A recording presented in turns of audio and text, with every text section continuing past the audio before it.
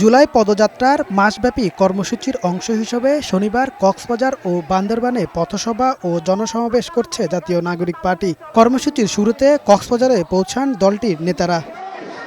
পরে দুপুরে শহরের কেন্দ্রীয় বাস টার্মিনাল থেকে শুরু হওয়া পদযাত্রাটি লালদিঘির পাড়ের পাবলিক লাইব্রেরি সৈয়দ দৌলত ময়দানে গিয়ে সমাবেশের মাধ্যমে শেষ হয়। এ সময় সমাবেশে দলের আহ্বায়ক নাহিদ ইসলাম বলেন, গণ অভ্যুত্থানের মধ্য দিয়ে দেশ থেকে মাফিয়া, গডফাদার ও স্বৈরাচার এবং পরিবারতন্ত্র উচ্ছেদ করা হয়েছে। আগামীতে নতুন বাংলাদেশ গড়তে সংস্কার প্রক্রিয়া এগিয়ে নিতে পিআর ব্যবস্থা প্রবর্তনের দাবি জানান তিনি। সংস্কার আটকে থাকবে না। আমরা জানি জনগণ সংস্কার বুঝে, জনগণ সংস্কার চায়। ফলে অবশ্যই উচ্চকক্ষে পিআর হতে হবে।